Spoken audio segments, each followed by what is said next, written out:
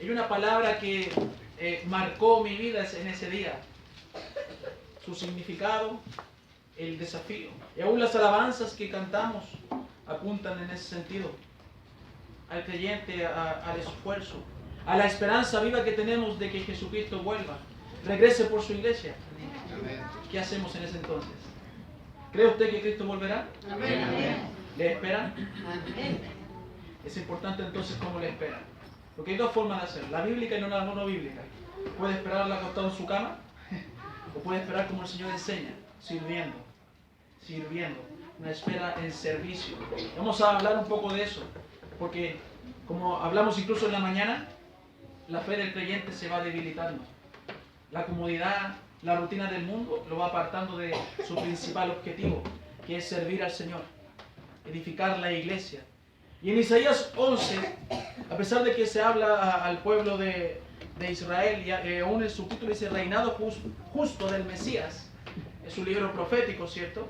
Nos dice el versículo 11, asimismo acontecerá en aquel tiempo que Jehová alzará otra vez su mano para recobrar el remanente de su pueblo, que aún quede en Asiria, Egipto, Patros, Etiopía, Elam, Sinar, Amad y en las costas del mar.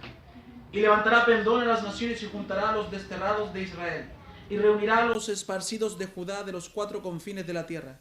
Y se disipará la envidia de Efraín, y los enemigos de Judá serán destruidos. Efraín no tendrá envidia de Judá, ni Judá afligirá a Efraín, sino que volarán sobre los hombros de los filisteos al occidente, saquearán también a los de oriente. Edom y Moab les servirán, y los hijos de Amón los obedecerán.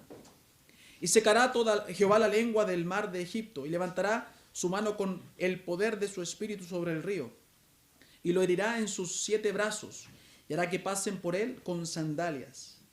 Y habrá camino para el remanente de su pueblo, el que quedó de Asiria, de la manera que lo hubo para Israel el día que subió de la tierra de Egipto. Si usted se fija y piensa en este estudio, ¿qué palabra se me pudo venir ahí al corazón? El remanente. Esa palabra me hizo pensar y es la palabra que hoy va a desarrollar el estudio de esta tarde. El remanente. Hay un remanente para Cristo. ¿Qué es el remanente? Cuando hablamos de remanente, hablamos de algo que queda o se dejó con un fin, con un propósito. Eso es un remanente. Y esto usted lo puede llevar a cualquier ámbito, incluso al ámbito contable, al ámbito empresarial, ¿cierto? Se habla de cifras que quedan como un remanente, como un excedente. El remanente es algo que queda con un propósito o se reserva para algo. Y había un remanente reservado del pueblo de Israel que había quedado, que no había sido destruido, que no había quedado, incluso volvería del exilio, del cautiverio, volvería del cautiverio de Babilonia. Un remanente especial. Jeremías quedó con parte también del remanente. Así podemos ver en la historia de Israel que Dios se reservó parte de su pueblo y no lo destruyó.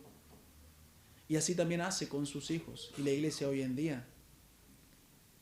Estos hombres sobrevivieron a calamidades como guerras, pestilencias, hambrunas. Gente que el Señor en su misericordia protegió para que fuera su pueblo escogido y gozaran de sus bendiciones. Y usted puede ver en las profecías. En Miqueas, él vio el regreso glorioso de Israel en Miqueas 5:7. En Sofonías también. Y Zacarías vieron el triunfo del remanente. E Isaías le puso a un hijo suyo Sear Yasub, que significa remanente volverá. Todo tenía un lenguaje profético, que había un pueblo que iba a volver. Los profetas estaban todos alineados. ¿Por qué? Porque eran palabras de Dios. Y Dios no se contradice.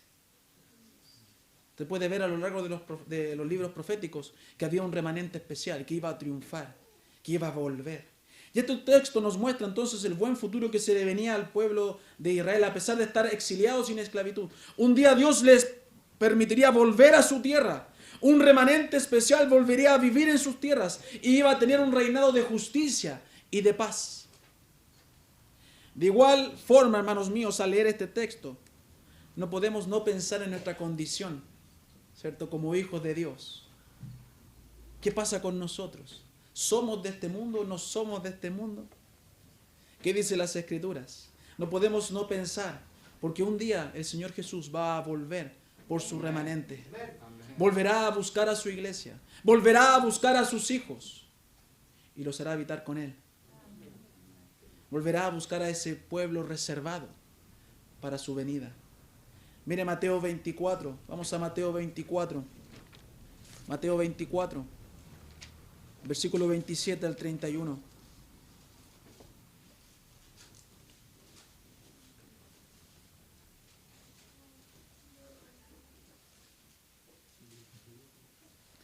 Mateo 24, verso 27 al 31. Porque como el relámpago que sale del oriente y se muestra hasta el occidente, así será también la venida del Hijo del Hombre. Porque donde quiera que estuviere el cuerpo muerto, allí se juntarán las águilas. E inmediatamente después de la tribulación de aquellos días, el sol se oscurecerá y la luna no dará su resplandor, y las estrellas caerán del cielo y las potencias de los cielos serán conmovidas. Entonces aparecerá la señal del Hijo del Hombre en el cielo, y entonces lamentarán todas las tribus de la tierra y verán al Hijo del Hombre viniendo sobre las nubes del cielo con poder y gran gloria. Y enviará a sus ángeles con gran voz de trompeta. ¿Y qué dice? Y juntará a sus escogidos de los cuatro vientos, desde un extremo del cielo hasta el otro. Dios viene y Cristo viene a buscar a sus escogidos. Viene a buscar a su remanente, a los cuales dejó en este mundo para que predicasen su palabra. Y tú eres parte de ese remanente, ¿no? ¿Te gusta ser parte de ese remanente? Hoy tú puedes ser parte, amigo mío. Si no has tenido y no has recibido al Señor Jesús en tu corazón, tú puedes ser parte de ese remanente, de esos hijos que esperan a su Rey, de esos hijos que están esperanzados en que un día su Rey volverá a buscarles, a llevarlos al cielo, a su presencia. Pero es importante pensar, porque el creyente dice: yo estoy asegurado, yo ya soy hijo de Dios, nadie me puede quitar la salvación, estoy tranquilo. No es así, ¿cierto? Venimos cada día a la iglesia y cada vez que venimos es porque venimos a animarnos y a exhortarnos, a no llevar una vida cómoda. ¿Qué debe hacer el remanente de hoy? ¿Qué estás haciendo tú como el remanente de Cristo? Porque el pueblo, vamos a ver, el pueblo de Israel tenía una cualidad. Ese remanente tenía una cualidad. Y el creyente hoy en día, ese remanente de Cristo, tiene que tener una cualidad también. No es cualquier persona. No es cualquier persona que se hace llamar hijo de Dios.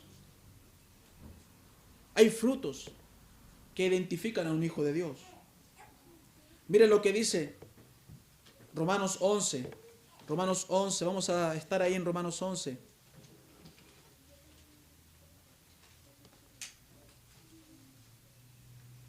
Romanos 11. Romanos 11 dice el versículo 1, dice: digo pues, ¿ha desechado Dios a su pueblo? En ninguna manera, porque también yo soy israelita, de la descendencia de Abraham, de la tribu de Benjamín. Mire lo que dice Pablo, porque, ¿sabe, hermano mío? Tiene que entender usted que Dios, al que le desecha, Él también lo desecha.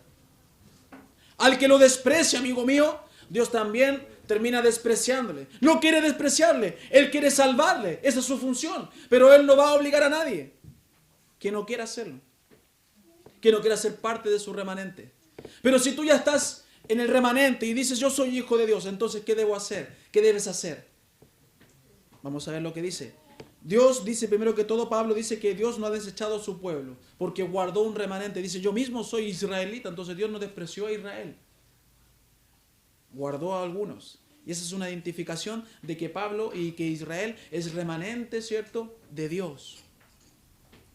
Era descendiente de Abraham, miembro de la tribu de Benjamín, era judío y Dios lo escogió para ser salvo y apóstol. Mire el otro argumento que es que Dios no desecha. ¿Por qué? ¿Por qué no desechó Dios a los israelitas? Fíjese, primero que todo no lo desechó por completo porque Pablo era una evidencia, era israelita, ¿cierto? La otra evidencia desde el versículo 2: no ha desechado Dios a su pueblo, al cual desde antes conoció. ¿O no sabéis qué dice de Elías la escritura? Cómo invoca a Dios contra Israel diciendo: Señor, A tus profetas han dado muerte y tus altares han derribado y solo yo he quedado y procuran matarme.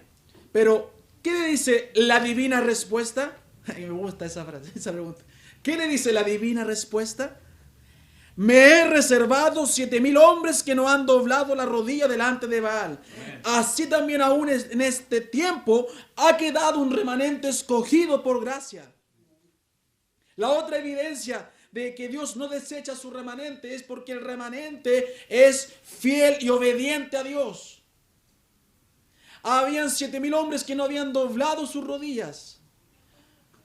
Acá pueden haber 50 hombres, tal vez, quizás, que no han doblado sus rodillas ante el mundo y han decidido seguir a Cristo, pero debes seguirle con fidelidad, en obediencia, no por religiosidad, porque eso no te lleva a ser parte del pueblo de Dios, sino que por amor.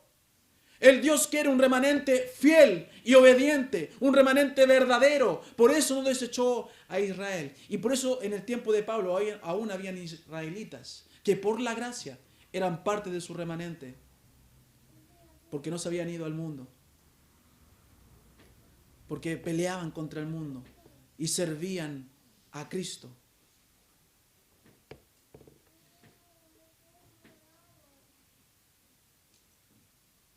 La otra clave, fíjese, la otra clave de por qué Dios no desechó a Israel, y algunos sí y algunos no, lo podemos ver en los versículos siguientes, del 7 al 10. ¿Qué pues? Lo que buscaba Israel no lo ha alcanzado, pero los escogidos sí lo han alcanzado. Y los demás fueron endurecidos, como está escrito, Dios les dio espíritu de estupor, ojos con que no vean y oídos con que no oigan hasta el día de hoy. Y David dice, se ha vuelto su convite en trampa y en red, en tropezadero y en retribución. Sean oscurecidos sus ojos para que no vean, y agóbiales la espalda para siempre. Aquellos que desecharon a Dios no serán parte de su remanente. Hermano mío, amigo mío, escúchame bien. Cristo quiere que tú seas parte de su remanente. Cristo quiere que tú seas parte de su pueblo. Y que cuando lo alcances y lo logres en tu corazón de recibirle, puedas permanecer fiel y en obediencia. Eso es ser parte de un remanente. Porque hay remanentes que desecharon a Dios y terminaron siendo desechados por Dios. Pero aquellos que no le desecharon, aquellos que le amaron, podrán estar con Él. Y si tú quieres estar con Él un día después de la muerte, porque hay vida después de la muerte. Hay vida de sufrimiento o hay vida de paz y de justicia. Tienes que ser parte del remanente de Cristo. Tienes que mantenerte como parte del remanente de Cristo. Un remanente fiel y verdadero.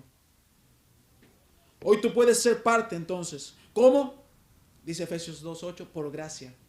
Por la gracia de Dios. ¿Sabe lo que es la gracia de Dios? Es un favor de Dios inmerecido. Es algo de Dios que Él te entrega y que tú no tienes mérito alguno, porque si fuese por mérito la gracia no sería gracia. Pero es un favor de Dios inmerecido, el cual te hace hijo de Él. Por fe, no por obras.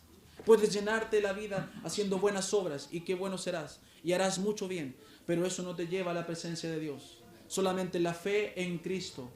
El creer que Cristo vino a este mundo a morir por mí, el arrepentirme de mis pecados y confesarle con mi boca, te hace un hijo de Dios, parte de su remanente. Nada más. Las buenas obras no te hacen un hijo de Dios. Sal de ese engaño, porque muchas falsas religiones dicen que las obras te salvan y no es así. Es la fe. Es la fe en Cristo. Eso dice Efesios 2:8. Nos gusta ser del remanente de Dios, de Cristo. Pero ¿qué sentido tiene serlo si no cumplimos la labor del remanente? ¿Qué sentido tiene, hermano mío, que tú seas hijo de Dios y te quedes confiado ahí? Ninguno, ¿cierto? Me gusta ser parte de la familia de Dios. Pero ¿Dios se complace de mí como hijo? Porque usted sabe que cuando uno tiene hijos, unos salen buenos, otros más o menos. Yo ruego que mis 4 salgan buenos. Pero ¿qué pasa con el Señor? ¿Acaso son todos buenos? Debemos esforzarnos entonces por ser hijos agradables delante de sus ojos. En Romanos, ¿a dónde quedamos? En Romanos entonces 11:8 dice que Dios les dio espíritu de estupor. ¿Sabe lo que es eso? Es una disminución de las funciones intelectuales, acompañado de indiferencia, de insensibilidad. Dios les dio a aquellos que le desecharon un espíritu de estupor, o sea, les aumentó su indiferencia para que no vieran, para que no creyeran, porque ellos no quisieron creer. Eso dice Romanos 1. Habla de eso. Son desechados aquellos que le desechan, porque Dios quiere la salvación de todos los hombres. Él no quiere que ninguno perezca. Pero aquel que le rechaza insolentemente va a vivir cegado por Satanás y aún más confundido. Eso dice el espíritu de estupor. También Mateo 13 dice eso. No vayan allá, pueden notarlo. Hay que entender que a veces necesitamos ser animados, exhortados e impulsados a analizar nuestra vida para fortalecerla. Ante todo lo que conlleva conservar una fe. Ser un hijo de Dios no es fácil. Pero tampoco fue fácil el ministerio de Cristo. Tampoco fue fácil entregarse en la cruz. Porque gracias a Dios yo no me tengo que entregar por nadie. No tengo que ir a la hoguera, no tengo que ir a la cruz por nadie. Pero Él sí tuvo que ir a la cruz y sabía desde el principio, porque estaba sacrificado desde el principio. Solamente me pide fidelidad y obediencia. Mire qué terrible. Qué terrible lo que le pide. ¿Sabe que no le pide recursos? No le pide nada. Fidelidad y obediencia. Amor. Qué terrible, ¿cierto? No es terrible, nosotros lo exageramos. Lo único que me está pidiendo el Señor es que yo le ame, porque Él me ama y me quiere bendecir. Quiero que veamos y nos posicionemos ya en segunda de Timoteo. Quiero que alcancemos resumidamente a ver toda esa carta, segunda de Timoteo. Voy a hacer todo mi intento posible de resumir 4 capítulos.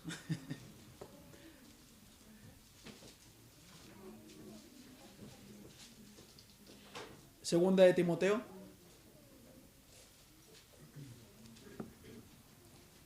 Capítulo 1. Partimos con el capítulo 1. Miren lo que dice el versículo 5 de Pablo a Timoteo.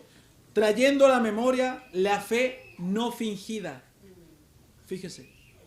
Trayendo a la memoria la fe no fingida. Había un testimonio en este caso en Timoteo marcado en el corazón de Pablo. Su fe era verdadera, era activa y firme. Y no solo en Timoteo era esa fe, sino que también en su madre y en su abuela.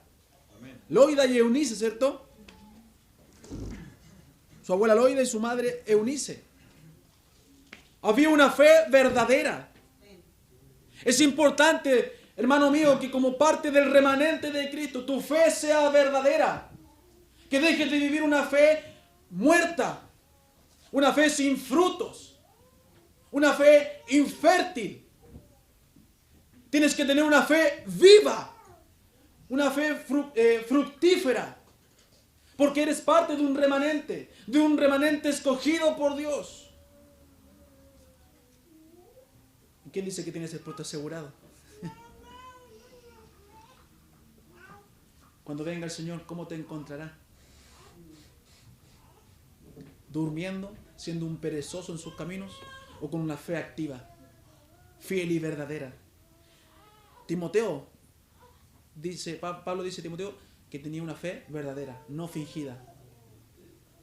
En el versículo 6 dice, por lo cual te aconsejo que avives el fuego del don de Dios que está en ti por la imposición de mis manos. Hermano mío, despiértate, levántate, aviva lo que Dios te ha dado y te ha encargado. No vivas con una fe fingida, con una fe prestada, porque esa no dura. ¿Cuántos se pierden? Porque viven con fe prestadas, con fe, ¿cómo se puede decir? De entusiasmos. Ay, qué lindo la iglesia. Y luego al mes, a los 5 meses ya no se hace tan lindo, se aburre y se pierde en el mundo. Nuestra fe tiene que ser verdadera porque nuestro Dios fue verdadero y vino y envió a su Hijo de forma verdadera, física. No es un mito, no es un cuento, fue algo verdadero. Él se entregó por amor a ti. Así que tú tienes que entregarte por amor a Él. Aviva el fuego. Y el versículo 7 del 8 también dice, porque no nos ha dado Dios espíritu de cobardía, sino de poder, de amor y de dominio propio. Por tanto, no te avergüences de dar testimonio de nuestro Señor, ni de mí, preso suyo, sino participa de las aflicciones por el Evangelio según el poder de Dios. No subestimes el poder de Dios en tu vida, no opaques lo que Dios puede hacer en ti, confía y aviva el fuego de Dios en ti. No lo mantengas siempre en la misma temperatura, no sea que se apague. El que se siente firme, cómodo con su vida, no le haga caso a esa comodidad. Cuidado con ese conformismo, porque ese conformismo te puede condenar, hermano mío. Cuidado. Mire que esté firme, no caiga. Cuidado. Entonces una fe viva requiere, vamos a ver hoy, ¿qué es lo que requiere una fe viva?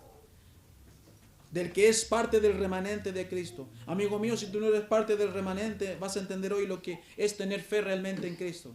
No es una cosa de decir, sí, yo creo que lindo, todo muy lindo. No. Es una fe viva y verdadera. Para valientes. ¿Qué dice el capítulo 2? Ya me salté el capítulo 1, ¿ve? Que voy avanzando bien. Capítulo 2. Una fe viva requiere, primero que todo, esfuerzo de mi parte.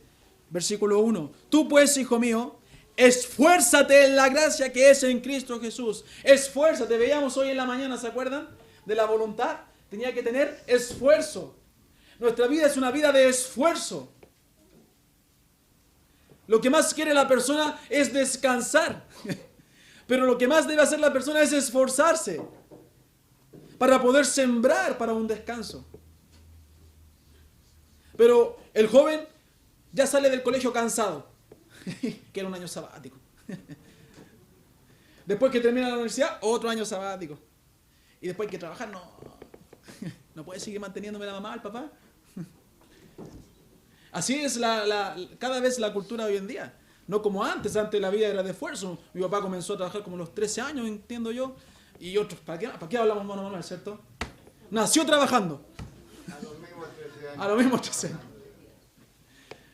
Cada vez es peor, ¿cierto, hermano? Sí. Lleno de ociosidad está el joven de hoy en día. Por los juegos, por el internet. Lleno de ociosidad. No quiere salir de casa porque en casa tiene toda la comodidad. Pero el que quiere tener fruto tiene que trabajar. Porque la comida no va a llegar a la casa por arte de magia. Tiene que trabajar. Las almas no van a llegar por arte de magia a la iglesia. Debemos trabajar. Debemos predicar. Golpear puertas. Y cuando me la golpearon a mí, yo atendí ese llamado. Me golpearon la puerta y yo evangelicé. Siempre trabajar, predicar y predicar. Esfuérzate. Esfuérzate. Entonces dice, hijo mío, esfuérzate en la gracia. Una fe viva requiere esfuerzo. Porque, ¿sabe? Es fácil descuidar la fe. ¿Sabe lo que debe hacer para descuidar la fe? No hacer nada. No haga nada. Descuide su fe, no haga nada.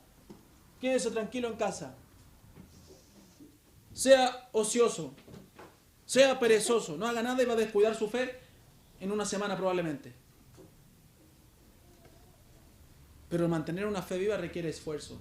Requiere venir al culto, requiere estar predicando, requiere levantarse cada día, leer la Biblia, orar, buscar a Dios incansablemente. Eso requiere esfuerzo. Requiere amor. Y para ser un creyente esforzado, ¿cierto? Serle fiel y obediente, debo ocupar bien mi tiempo. Y más o menos lo he dicho en estas palabras. Eso dice 1 Timoteo 4. Mire, dé vuelta una página y lea 1 Timoteo 4, versículo 13 al 16. Entre tanto que voy, ocúpate en la lectura, la exhortación y la enseñanza. No descuides el don que hay en ti, que se te fue dado mediante profecía con la imposición de las manos del presbiterio. Ocúpate de estas cosas, permanece en ellas, para que tu aprovechamiento sea manifiesto a todos. Ten cuidado de ti mismo y de la doctrina. Persiste en ello, pues haciendo esto te salvarás a ti mismo y a los que te oyeren. Muchos quieren ver a sus familias, a sus hijos, a sus padres en la misma fe, en las iglesias. Pero esa es la clave. Ocúpate primero de estar bien con Dios. para que tu hogar sea impactado. Tu fe tiene que ser viva, porque la fe de la abuela de Timoteo era una fe viva, impactó a su hija, y la fe de su hija impactó a Timoteo, una fe viva. Tu fe tiene que ser viva, hermano mío, porque eres parte de un remanente verdadero. Tu tiempo tiene que ser bien ocupado.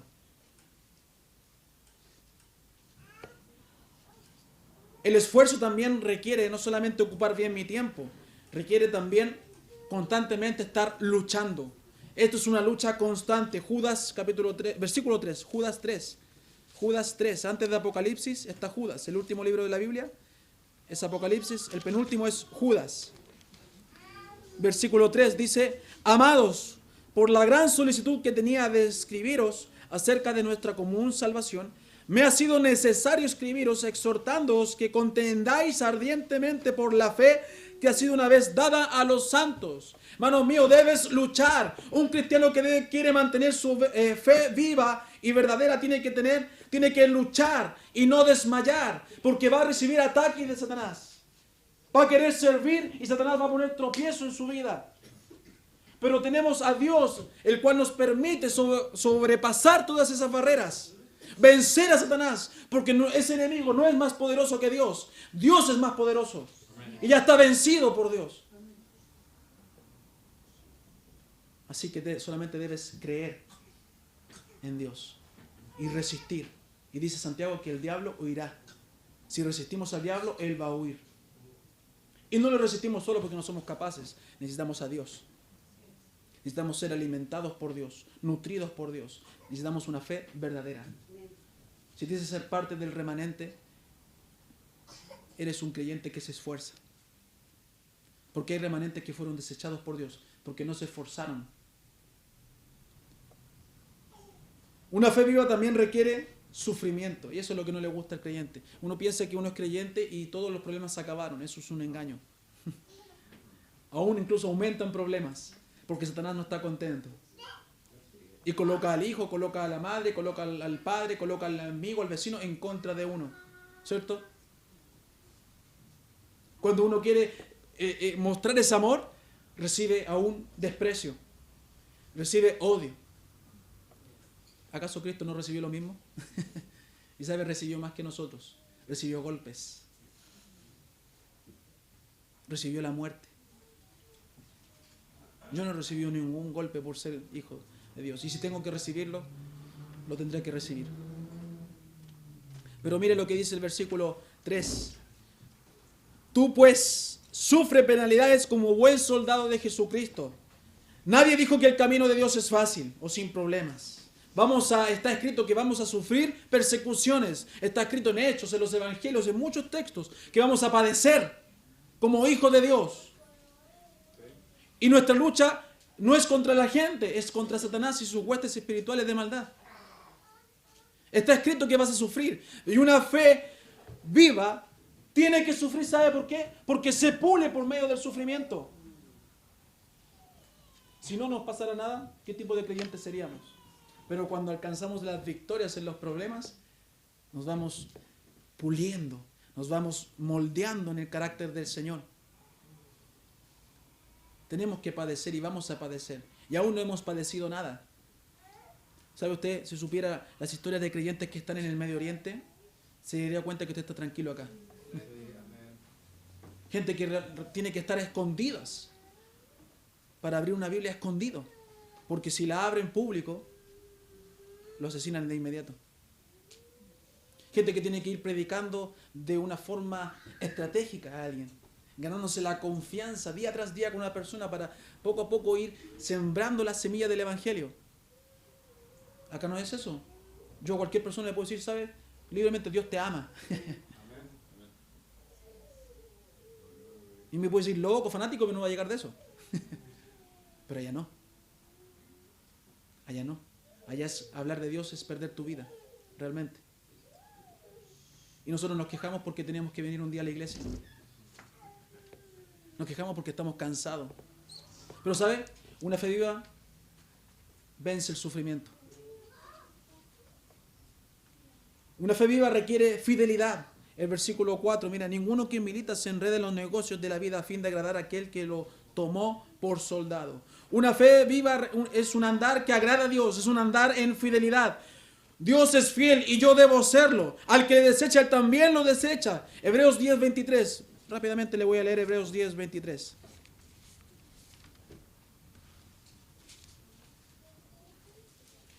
Mantengamos firme, sin fluctuar, la profesión de nuestra esperanza, porque fiel es el que prometió.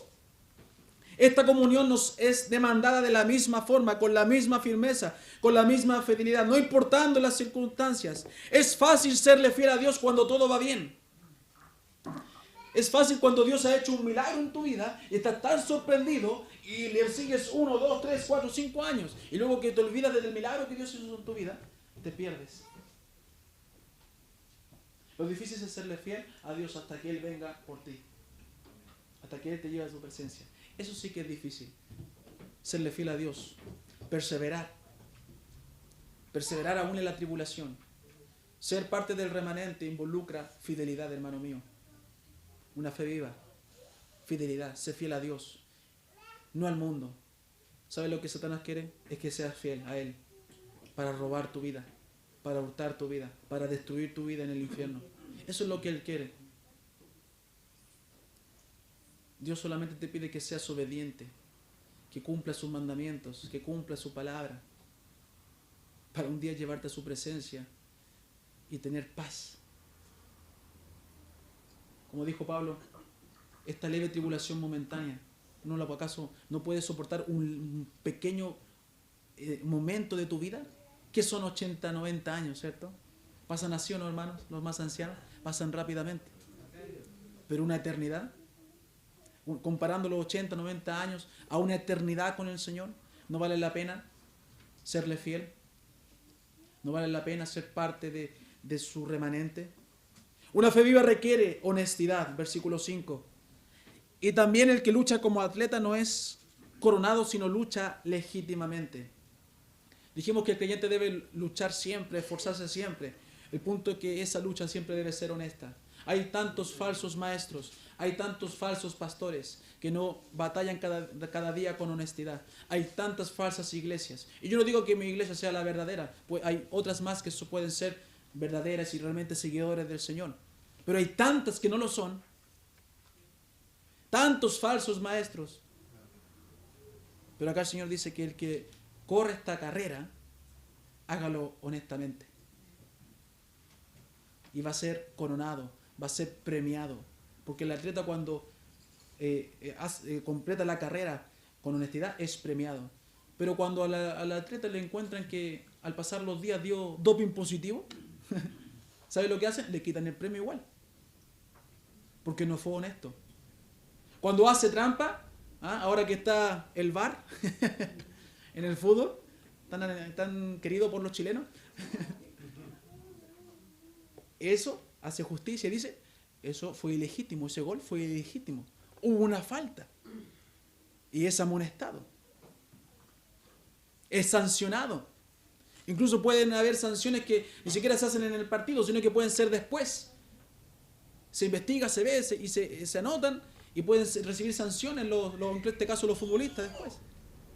Porque no compitieron con honestidad. ¿Qué más el creyente, cierto? Que sirve a un Dios verdadero. Debe hacerlo con honestidad. Para recibir los trofeos del Señor. ¿Sabe lo que va a bendecir el Señor? Con coronas. Con coronas nos va a dar. En galardones. El versículo 6 también dice que una fe viva requiere trabajo. El labrador, para participar de los frutos, debe trabajar primero, y lo hemos hablado un poco también en lo que ya hemos dicho en esta noche. No hay crecimiento si no hay trabajo, no hay frutos si no hay trabajo, no hay santidad o una fe viva si no me preocupo por formarlo. Le he dicho, hermano mío, no solamente eres parte del remanente porque un día decidiste dar unas palabras de que eres hijo de Dios. Eres parte del remanente porque trabajas por ese Dios y lo compruebas realmente que tus palabras son verdaderas con tu vida.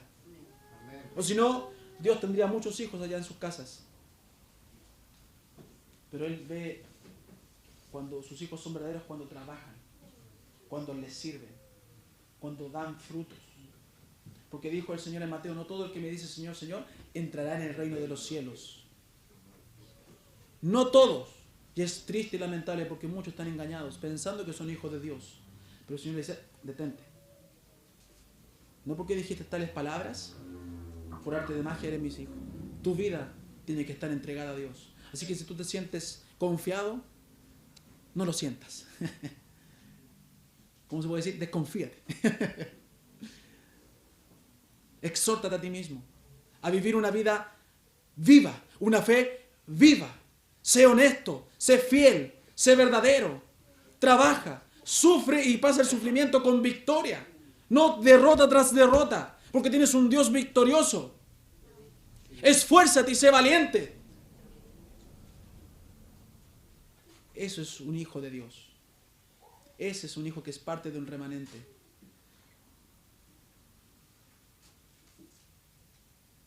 ¿Sabes cómo puedes descuidar tu fe? El capítulo 3 de Timoteo, el 2 Timoteo, nos muestra cómo puedes descuidar tu fe. Pero antes quiero leer Mateo 24:12, dice, Mateo 24:12. Y por haberse multiplicado la maldad, el amor de muchos se enfriará. Cuando descuidas tu vida como creyente, cuando el fervor por servir a Dios se ha enfriado, cuando ya no te esfuerzas, cuando ya no sufres, cuando ya no trabajas por Cristo con fidelidad y honestidad, es cuando tu amor se ha enfriado.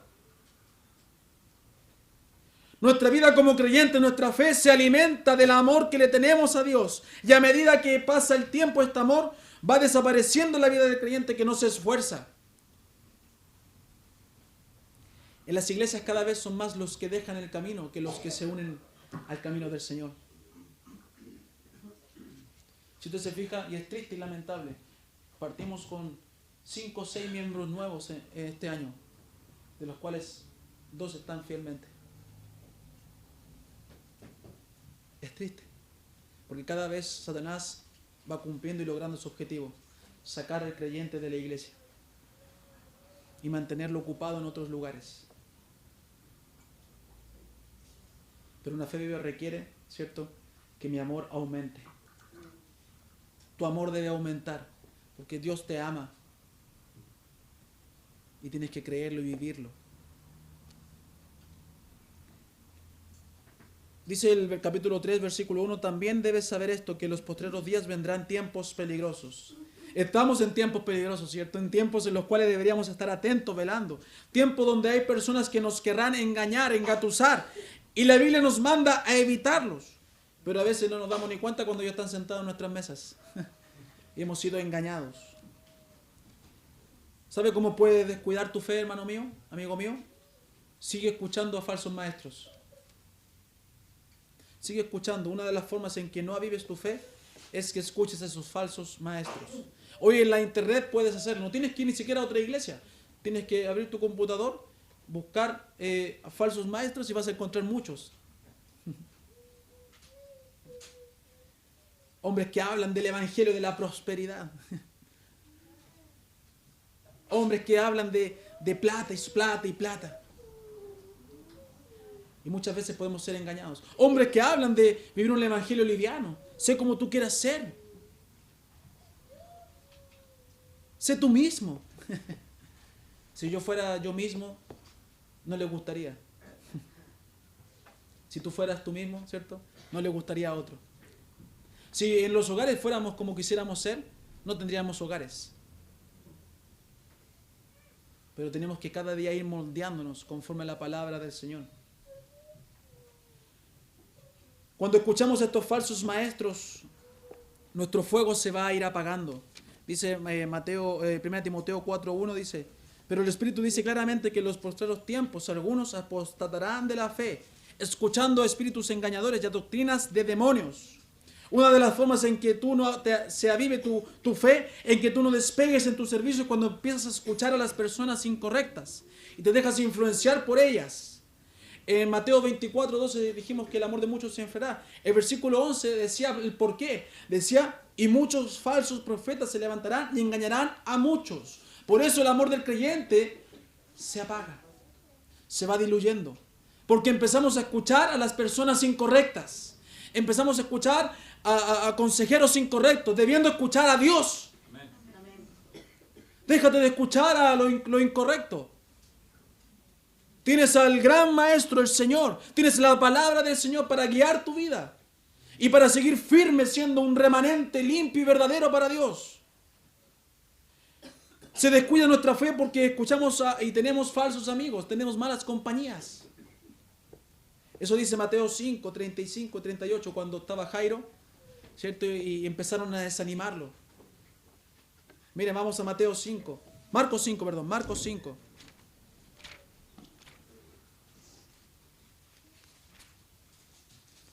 Marcos 5. Versículo 35. Él buscaba la sanidad, ¿cierto?, de su hija con Cristo. Y mira, mientras él aún hablaba, vinieron de casa del principal de la sinagoga diciendo, tu hija ha muerto. ¿Para qué molestas al maestro? Mire qué buenos amigos eran. El versículo 38, y vino a casa del principal de la sinagoga y vio el alboroto y a los que lloraban y lamentaban mucho. Versículo 40, y se burlaban de él, mas él, echando fuera a todos, tomó al padre y a la madre de la niña y a los que estaban con él y entró donde estaba la niña. Bueno, y realmente la sanó. Pero si Jairo hubiese escuchado a esos malos amigos, no persistas, no hay solución. Siempre hay solución con Dios. Amén. Si es su voluntad, siempre hay solución. Él hace milagros, no yo. Él los hace, no usted. Él los hace. Con el poder de la oración, con el poder de su palabra, con obediencia, con fidelidad, Él hace milagros en nuestras vidas. Da sanidades a nuestras vidas. No son mis manos, son las manos de Él. Pero una de las formas en que nuestra fe decaiga es escuchando malos consejeros y malos amigos. Hay personas, hermano mío creyente, que solamente quieren hacerte mal y tú los escuchas. Aparentemente quieren hacerte bien. Tal vez en su corazón lo están haciendo, pero su corazón no es un corazón guiado por Dios. Entonces, ¿cuál será el resultado? Nada bueno. Dios quiere hacerte bien. Busca buenos amigos, buenos consejeros, buena compañía, para que tu fe no decaiga. Las malas conversaciones, ¿cierto?, corrompen, dice. Corrompen. ¿Quién es tu íntimo? El problema que nos lleva a descuidar la fe o a tropezar es la poca preparación espiritual que tenemos. Hay un estancamiento en su crecimiento. No está avivando el fuego espiritual. Hermano mío, la fe requiere esfuerzo.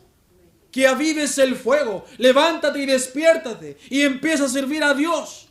Yo ayer me reía porque estaba haciendo un asado para mi hijo. Y Jorge me decía, usted hace el asado de forma, como debe ser, a la antigua. Con harto esfuerzo, sí. Así queda rico. Con el carboncito, el diario. Nada de echar parafina, nada de echar diluyente. Nada de echar cera para que se encienda rápido. A la antigua. La vieja escuela. Soplando ahí. Para que ese fuego luego se avive. Pero requiere esfuerzo. Estar soplando con el cartoncito, con el secador, ya. Esfuerzo. Pero ¿qué hace uno? Como todo en la vida lo quiere rápido. Le echa el diluyente. Le echa... No queda igual, le dije yo. Debe haber esfuerzo. Debe haber persistencia. Aunque me canse, debo estar ahí. Se reía. Porque dijo, va a estar unos buenos minutos. No importa. Pero va a quedar rico. Sin olor malo, ¿cierto? ¿Qué cree usted que es la fe cristiana? No importa cuántos años te demores. No importa cuánto tiempo, pero Dios va a ver tu corazón esforzado. No todos serán pastores, no todos serán predicadores, pero todos pueden ser buenos hijos de Dios. Pero si te esfuerzas, si te conformas con lo que eres, yo soy salvo, yo creo en Dios, listo. ¿De qué sirve? Tu fuego se va a ir apagando. Ayer se me estaba apagando el carbón y que tú dices, métele carbón. Hay que estar avivando el fuego. Si no, la carne no se va a cocinar. ¿Qué crees tú que serán tus resultados si no avivas el fuego? ¿Va a quedar bien cocido? ¿O estar ahí todo crudo? ¿Cómo te quieres presentar delante del Señor? ¿Con una fe viva o con una fe muerta?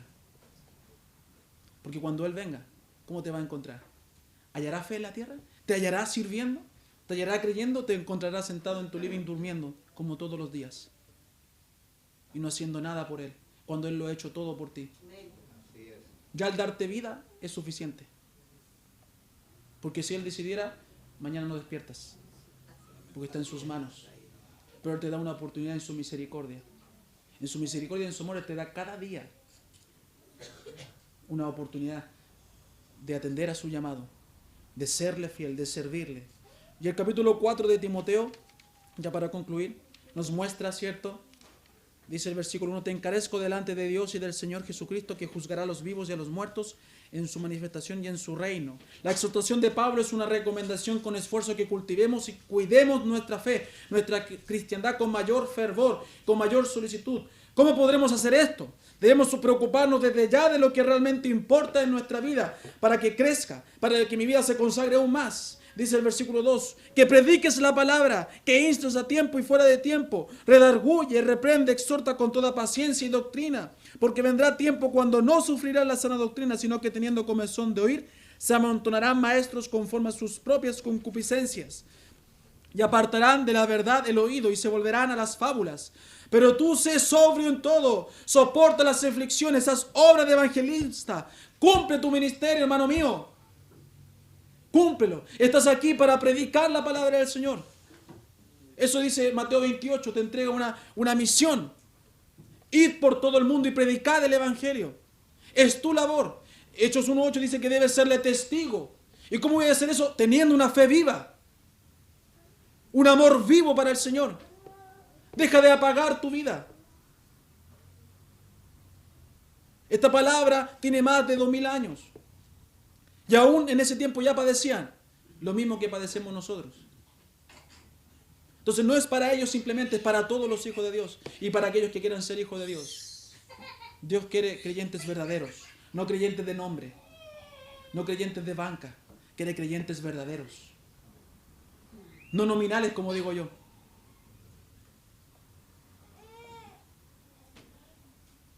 Mire lo que dice el versículo 7. He peleado la buena batalla. Qué lindas palabras son estas, ¿cierto? Uno las lee con nostalgia. Pablo ya está, son sus últimos días. He peleado la buena batalla, he acabado la carrera, he guardado la fe. Por lo demás, me está guardada la corona de justicia, la cual me dará el Señor, juez justo en aquel día. Y no solo a mí, sino también a todos los que aman su venida. ¿Amas la venida de Cristo? Si la amas, vas a trabajar y vas a avivar tu fe. Si eres parte de ese remanente, vas a avivar tu fe y te vas a dejar de mantener tu fe apagada. Porque hubo un remanente en Jeremías 42 que decía ser hijo de Dios, que decían querer la palabra de Dios, pero cuando la escucharon no quisieron seguirla. ¿Y qué pasó? Fueron desechados por Dios. Jeremías 42, usted lo puede leer en casa. Dinos, Jeremías, ¿qué es lo que Dios quiere? Jeremías les dijo y dijo, no, tú no estás hablando en nombre de Dios. Y se fueron a Egipto. Y fueron desechados por Dios. Entonces, si tú no quieres ser desechado por Dios, porque tú le desechaste primero, aviva tu fe. Despiértate tú que duermes. Despiértate, dice. Es hermoso tener una esperanza en este mundo. Es hermoso tener una recompensa del Señor. Más encima, si yo le soy fiel, voy a ser bendecido por Él. Qué grandioso es el Señor. Solamente me pide fidelidad y obediencia. Y voy a ser bendecido aquí en esta tierra y en la vida venidera. Es hermoso tener una esperanza en este mundo. Yo tengo la esperanza de que el Señor venga. Y a eso me aferro y por esa yo trabajo. Pero más hermoso será que Él me encuentre, ¿cierto?, haciendo lo correcto y no dormido y apagado por mi pecado. Amigo mío, hermano mío, ¿por qué no te pones a cuentas con el Señor? Y le pides perdón porque has apagado tu fe. Y le dices, Señor, aviva el fuego de mi fe. Aviva el fuego que está en mí para poder servirte con fidelidad, honestidad, con fuerza, con frutos. ¿Quieres una vida fructífera? Pídele al Señor que te ayude. ¿Quieres ser parte de su remanente? de los escogidos que un día puedan ir a su presencia, ven acá a pedirle al Señor, yo quiero ser hijo tuyo. Si ya eres hijo, yo quiero ser un hijo fiel y verdadero. No quiero ser uno de mentiras. No quiero ser uno de nombre, sino que quiero ser uno de verdad. Porque tú te entregaste por mí de verdad. Ora al Señor, inclina el rostro y ora al Señor. Y pídele que te ayude. Si quieres venir acá a orar, puedes hacerlo. Si quieres orar en tu banca, también puedes hacerlo. Pero ora al Señor y dile, Señor, ayúdame a serte fiel. Señor, ayúdame a ser tu hijo. Si no eres hijo de Dios, Señor, yo quiero tener esa fe. Yo quiero vivir por ti. Yo quiero ser fiel y verdadero. Yo quiero que un día envíes a tu hijo y venga por mí.